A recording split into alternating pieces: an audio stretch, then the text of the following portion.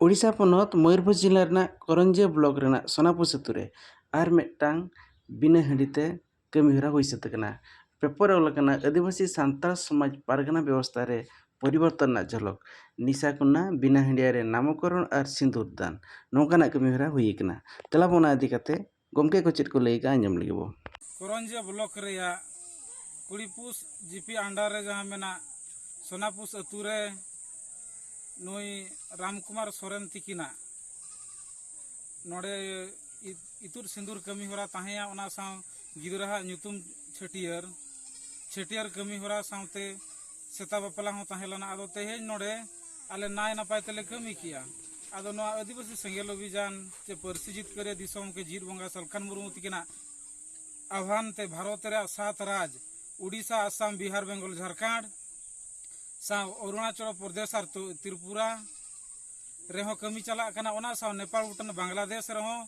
आदिवासी सेंगेल अभियान कमी होरा चला कना जे आदिवासी समाज रे मजी पारगाना स्वशासन व्यवस्था रे नीत हबी जुग जुग खन चलतो कना मेनखान समाज रे सुधार बनु अनि ओना खातिर ते आदिवासी सेंगेल अभियान नो फैसला एना जे आदिवासी समाज लहाई खान आदिवासी समाज रे जहां बड़ीजा को मेना ना को सहा हुयुआ आदो बड़ीजा कोदो हुयुक कना रुमु बुलु डांडम बारन डन पांता हिस्सा सुया नोआ कोते समाज बाय लहा कना अतु टोला रे हिस्सा सुया गे बेना कना और नोआ इदी कते गे परसिजित के दिसोम के सलखान मुर्मू मेन किया मारे उयर मारे डहार बो बगिया और नवा उयर नवा डहार बो अपनारा मेन दो बापला भाड़न छुट छुट्टर रे हांडी निसा बगी कते बेरलदा ते कमी होरा चला काना दो पूरा भारत रे 7 राज्य नीत कमी चला काना पकापकी 1000 खन ढेर गे और ना करंजिया ब्लॉक रोना निया बाद बारिया बापला मेना आदो नोआ बो बड़ाई गया जे हांडी दो हड़मो और परिवार लगिन जे समाज लगी ठीक जिनिस बांग कना नारे ओड़ा और परिवार सुलुक बाय अगुया जहां फल रे अशांति बेना कना आदो ओनाते दिसोम के सलखान मुर्मू मेनया जे समाज रे बो सुधारा और बेसा अपनार बड़ीजा दो सहाया ओना खातिर नोआ समाज रे सुधार लगिन हांडी निसा बगी काते बापला मानन छुट छटियर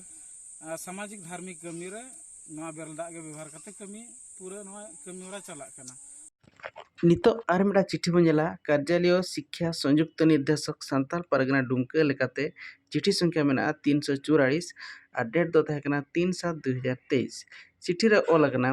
सभी जिला शिक्षा पदाधिकारी सभी जिला शिक्षा अधीक्षक सभी जिला कार्यक्रम पदाधिकारी और नवा चिठी ना विषय दो तहकना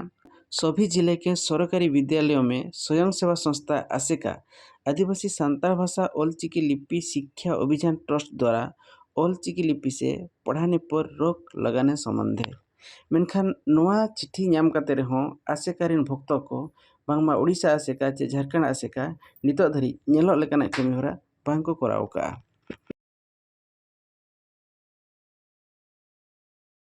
दोसार अपडेट लेकाते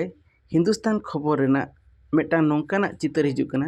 जहां जे सलखान मुर्मू साव कोल्हन प्रखंड रिन आयुक्त मनोज कुमार साव तीना गान डिमांड सकाम को एम साव सावते समाज सुधार रेना लक्ति और गड़रना डहार को किन गापालमाराव कना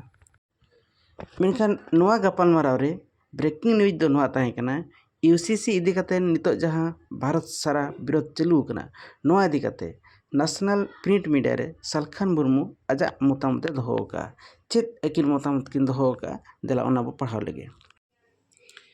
यूजीसी का विरोध संविधान और कानून का विरोधी है। सलखान ने कहा कि आदिवासी प्रथा परंपरा रूढ़ी आदि की रक्षा के नाम पर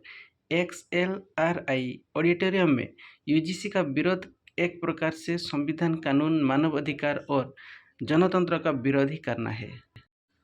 यूसीसी इदी कते गे बारिपदा रे 10/7/2023 हिलो 1 लाख आदिवासी को पेशा साव एटा गांवता को जुड़ो कते विरोध को प्रदर्शन लेता है मेखान सलखान मुर्मुआ नौकाना रोड सांताल समाज आदिवासी समाज तलारे आर मेटांग विरोध रेना इतय एरोटो का यूसीसी इदी कते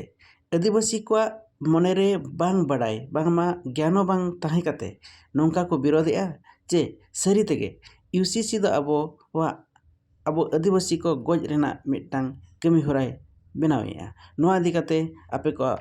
मत अवश्य एमपे मा ताहले तेंदरी नगे जतो को जोहार।